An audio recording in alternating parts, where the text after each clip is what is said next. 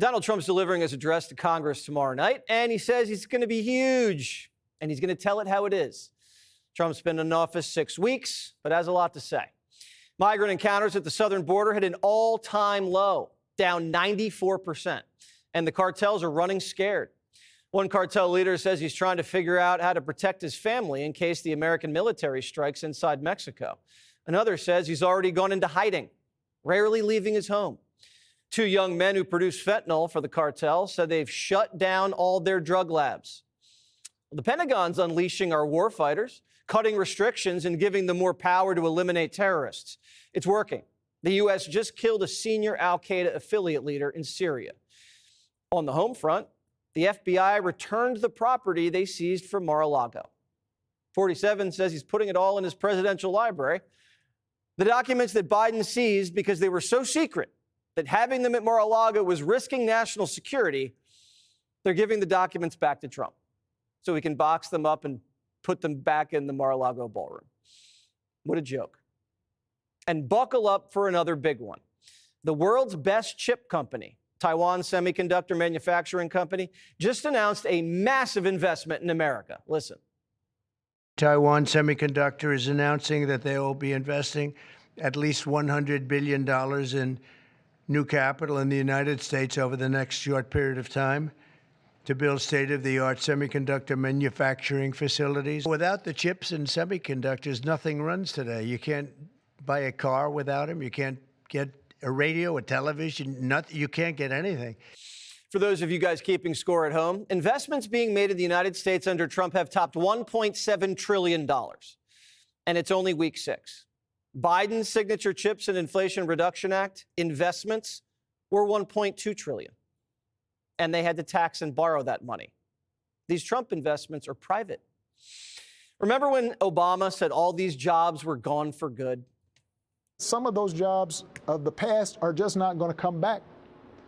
And when somebody says, like the person you just mentioned, who I'm not going to advertise for, that he's going to bring all these jobs back. Well, how exactly are you going to do that? What are you going to do? There's no answer to it. He just says, well, I'm going to negotiate a better deal. Well, how exactly are you going to negotiate that? What magic wand do you have? And tonight's the night. Tariffs against Mexico, China, and Canada are dropping at midnight. The most important trading partner to Mexico and Canada is America. They should be more respectful to us. They should be stopping caravans. And that's what the president set these tariffs about. He said, stop the flow of immigration and stop the flow of fentanyl killing our people. While Trump stops foreigners from ripping off our companies, he's also stopping the government from ripping off taxpayers. Most of what DOGE is doing is humming right along. Even anti-Trump judges are ruling the cuts can stick because the liberal lawyers who are suing can't prove irreparable harm. DOGE is now setting its sights on the Pentagon. That's what you call the mother lode. In the interest of transparency, look at some of the initial things that we found. In the Air Force, $1.9 million for holistic DEI transformation and training, $6 million to the University of Montana to strengthen American democracy by bridging divides. At the Defense Human Resources Activity, $3.5 million for support to DEI groups. And how about this one? $1.6 million to the University of Florida to study social and institutional detriments of vulnerability and resilience to climate hazards in African Sahel. Secretary Hegseth is telling all civilian workers, reply to Elon's email this time. I am now directing each member of the department's civilian workforce, just civilian, to provide those 5 bullets on what they accomplished in their specific jobs last week. It's a simple task, really, as Elon said, as the president recognized in our first cabinet meeting, just a pulse check. DOGE will find the dark underbelly at the Defense Department. Even Democrats can't fight this one. If there is waste and fraud in the Defense Department, which is the largest single budget item that we fund, which has not been able to fulfill an independent audit in the last 7 times, where there's massive waste and fraud, we should go after waste, fraud, and abuse in every agency of government. There's no argument about that. But Bernie's colleagues aren't going down without a fight. Democrats are inviting laid-off bureaucrats to Trump's address to Congress tomorrow. And other Democrats just want Elon deported. My question to Elon Musk, and what the hell are you doing here in America? Go back to South Africa. In Tennessee, one guy was arrested for plotting to burn down one of Elon's AI facilities. This weekend, protesters occupied Tesla dealerships across the country. Stop the DOGE cuts! Protect federal workers! Stop the DOGE cuts! We are in the middle of an administrative coup by Elon Musk and a bunch of high-tech hackers.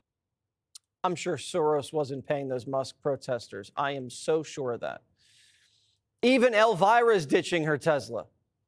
Here goes my Elon Sexmobile. I'm donating it to NPR. Public co-founder Michael Shellenberger joins me now. What's NPR going to do with all these Teslas? Well, it's amazing. Hey, great to be with you, Jesse. I mean, it's been an incredible several weeks. I think everybody has to acknowledge that it's been head spinning, the pace of which the administration is just doing things. It's Silicon Valley metabolism. I mean, it's been incredible. And as you've been pointing out, these are popular things. These are very moderate mainstream ideas. There's nothing fringe here. And I think the Democrats have got themselves in a really tricky position because they ended up with they've got a base that's radicalized around things that are deeply unpopular, around trans, DEI, climate apocalypse.